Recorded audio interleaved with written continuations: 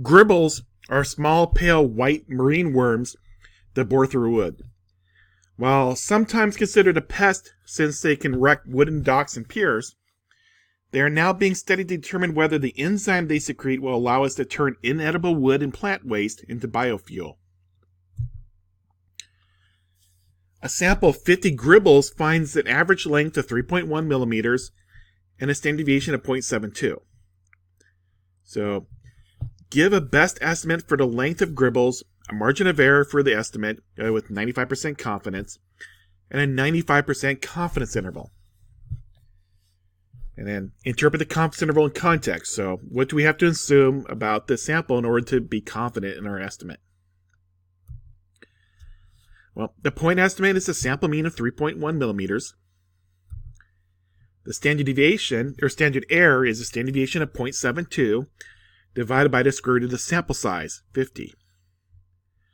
So, 0.72 divided by the square root of 50.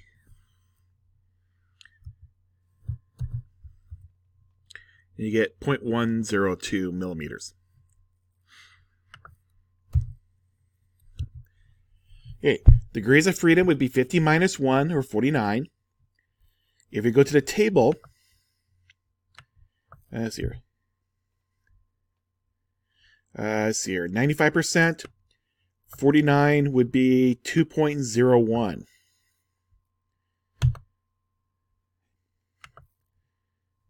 So the confidence coefficient is 2.01.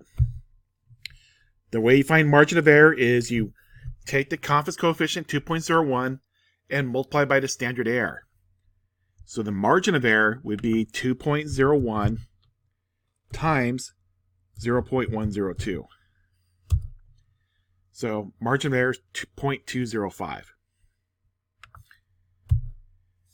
Thus, my 95% confidence interval would be point estimate of 3.1 plus or minus that margin of error.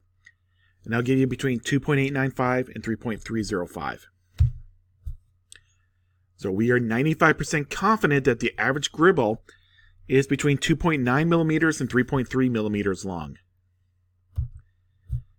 Now, to be confident in our estimate, the sample needs to be randomly selected from the population and no real outliers. I mean, sample size is 50, so we can get by with some skewness, but not as long as it's not too extreme.